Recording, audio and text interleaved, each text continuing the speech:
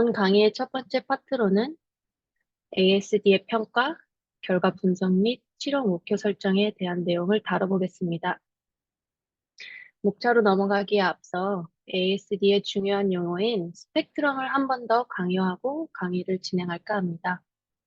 저는 앞서 설명드린 바와 같이 현재 미국에서 스쿨 베이스드, 한국에서는 특수학교로 많이 인식이 되어 있지만 사실상 일반 학교 내에 여러 가지 형태로 특수 교육 과정 및 반이 내재되어 있는 학교 환경에서 근무 중입니다.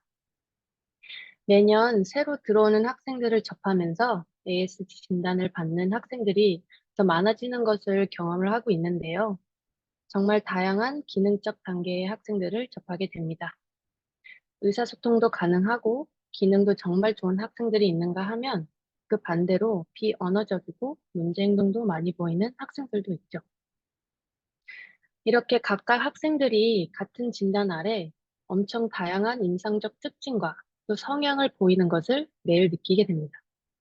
그러면서 한 학생에게 잘 적용되는 인터벤션을 다른 학생들에게는 적용했을 때 전혀 다른 반응도를 관찰할 때도 있죠. 이렇게 스펙트럼이라는 단어처럼 그 범위는 너무나도 넓기 때문에 ASD 아동과 교류를 하면서 꼭 하나만이 답이 아니다 라는 것을 전제하여 본 강의에 참여해 주시기 바랍니다.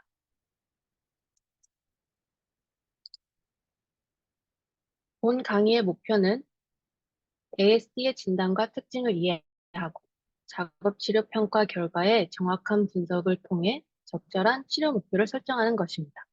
이를 통하여 DSM-5에서 정의하는 ASD 진단 기준 및 임상적인 특징을 이해하고 ASD 초기 진단 과정을 이해하며 작업 치료 초기 진단에 사용되는 평가 도구를 적절히 선택하는 과정과 또 그 평가를 통한 결과 분석 능력을 향상시키는 것입니다. 목차로 넘어가서 첫 번째로 ASD의 정의 및 특징, 그리고 두 번째로 한국과 미국의 ASD 평가 진행 과정을 살펴보고 세 번째로 초기 OT 평가 도구 선정 및 그 진행 과정에 대해 이야기해보려 합니다. 마지막으로는 두 개의 사례 관리를 통해 평가 과정, 결과 분석 및 치료 목표 설정에 대해 토론해 보겠습니다.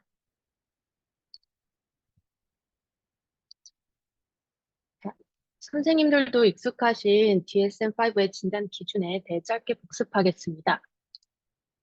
ASD를 진단할 때 우선적으로 여기 첫 번째 박스에 있는 기준들이 모두 충족되어야 합니다. 의심 아동은 사회적 의사소통과 사회적 상호작용에 지속적인 결핍을 보여야 하는데요. 이것은 무엇을 의미하냐? 여기 하위 항목 세 가지 기준들을 살펴보겠습니다. 첫 번째로 사회적, 정서적 상호성의 결핍이 보입니다. 예를 들면 사람들과 상호작용을 할 시 어색한 화법이나 적절하지 않은 표현을 쓰는 것으로 부적절한 사회적 접근법과 적절한 의사소통의 어려움을 말하는 것이죠. 이를 더 간단히 설명해 보자면 상대방이 슬퍼하거나 힘들어하는 것을 바로 인지하지 못하거나 혹은 공감 능력이 부족함을 보입니다. 관심, 감정 또는 그 감각적 공유가 적은 것이죠. 또한 적절하게 상대방과 의사소통이나 상호작용하는 것을 어려워하는 것이죠. 특히 낯선 상황과 낯선 사람들에게. 이러한 특징들을 사회적 상호작용 시작 또는 반응의 어려움이라고 명시를 합니다. 그리고 두 번째로 사회적 상호작용에 사용되는 비언어적 의사소통의 결핍인데요. 예를 들자면 언어 및 비언어적인 의사소통의 통합이 잘 되지 않고 눈맞춤과 신체 언어의 어려움, 어색함, 부적절함과 제스처의 이해와 활용이 결핍이 됨을 관찰할 수 있고요. 또한 얼굴 표정과 비언어적 의사소통의 부족함을 보이게 됩니다. 그리고 마지막으로 세 번째, 관계 발전, 유지, 그리고 이해의 결핍인데요. 예를 들면 다양한 사회적 맥락에 맞게 행동 조절이 어렵고 imaginative play, 상상놀이라고 할까요? 이를 공유하거나 혹은 친구 사귀기가 어렵습니다. 또한 또래 친구들에 대한 무관심도 보이게 되죠.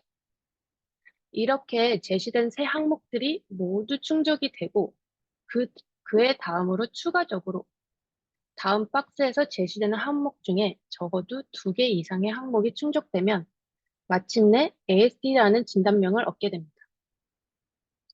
여기 추가 항목은 주로 제한적이고 반복적인 행동, 관심 또는 활동을 보는데요. 어떤 것들이 있을까요? 네 가지를 살펴보겠습니다. 첫 번째로 많이들 생각하시는 상동적, 반복적 신체 움직임, 물건 사용 또는 언어 활용이 있죠.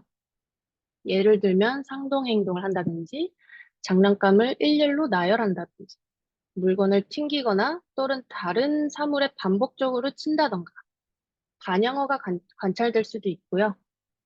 혹은 어디선가 들은 말을 상황에 맞지 않게 반복하는 행동을 보이는 것이죠.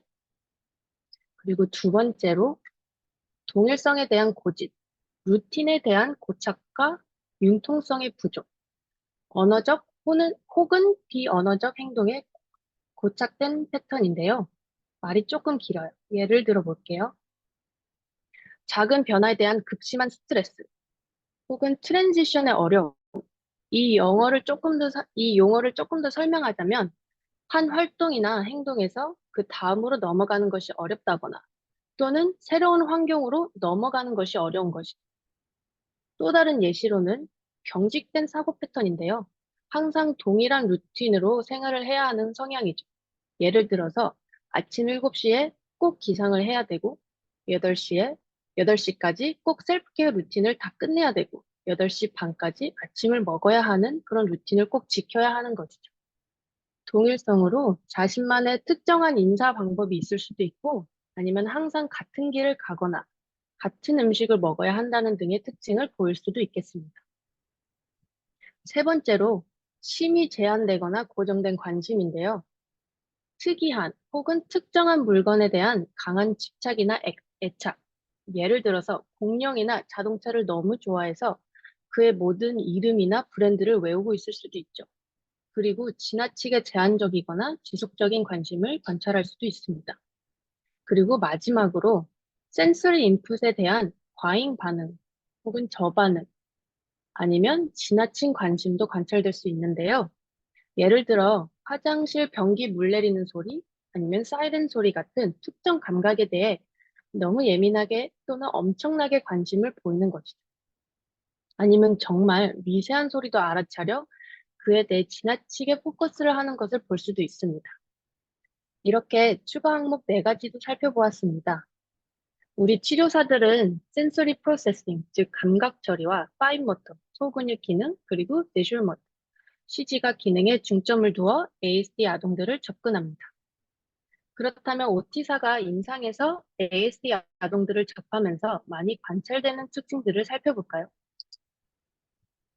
선생님들이 현재 중재하고 있는 혹은 일상에서 접해본 ASD 아동들을 상상해 보시면 어떤 특징들이 생각나시나요? 간혹 페이싱을 볼 수도 있는데요. 한 자리나 한 공간에서 일정적으로 왔다 갔다 하는 행동들이죠. 또한 센서리 시킹, 감각 추구도 많이 보고되고 관찰됩니다. 예를 들어 다양한 물건들을 입에 넣거나 입술에 갖다 대는 행동을 볼 수도 있죠. 그 외에 물건의 냄새를 맡는다든가 혹은 특정 불빛을 뚫어지게 또는 눈 옆에 코너 한 곳으로 계속 바라보며 몸을 움직이는 것을 보신 적도 있으실 겁니다. 특정 텍스처를 보았을 때 꼭 한번 만지고 넘어가야 한다던가 혹은 정말 세게 앉기를 좋아한다거나 가구나 구석에 몸을 쑤셔 넣을 수도 있습니다. 또한 손 박수치기, 턱을 맞대거나 치기, 팁토 워킹이라고 발끝으로 까치발을 하며 걷기, 몸을 앞뒤로 또는 양옆으로 움직이고 손가락을 특정하게 움직이기, 가끔 눈앞에 대고 할 때도 있죠. 또 그 외에 이 아동들이 움직임을 따라하기를 어려워할 수도 있고 발달성 조정 장애가 관찰될 때도 있고 그래스 패턴 물건을 짚는 방법이 다르게 나타날 수도 있습니다. 간혹 큰 고음이나 반복적인 음성어를 보일 때도 있고요. 갑자기 자리를 뛰쳐나가거나 제자리에서 여러 번 띵을 반복하는 것과 같은 그런 갑작스러운 행동들도 관찰하실 수 있습니다.